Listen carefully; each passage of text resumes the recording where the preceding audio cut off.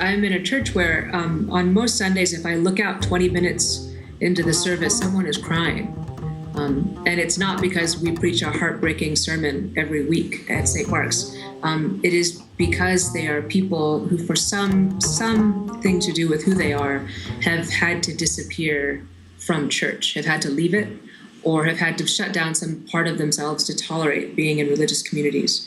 And people are so profoundly moved to be seen, to have their experience reflected in how we worship, to know that they are fully welcome.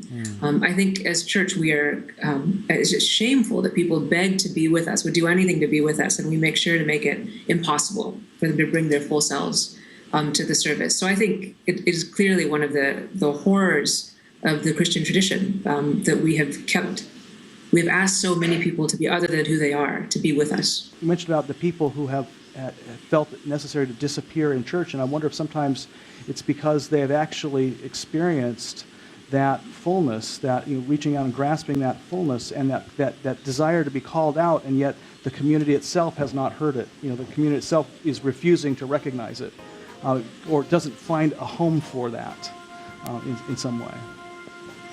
And the tradition says to us over and over and over again that we must testify to what we have seen and what we have heard and what we've experienced. It almost seems that in our tradition we can't keep it in. It's not actually a choice to do, and so it is heartbreaking when we're told we must. Who freed Israel from slavery? Who split the Red Sea and set them free?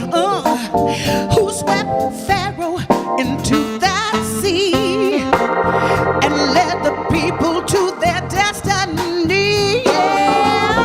God's steadfast love endures forever. God's steadfast love endures forever. Forever, never, never, never.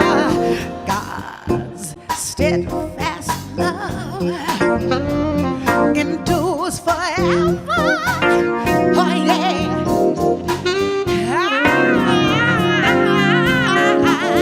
I know something about the love of God. Yes I do, yes I do, yes I do, yes I do. Come on, Chuck. I'm done. Take it out, take it out. I'm finished. Yeah.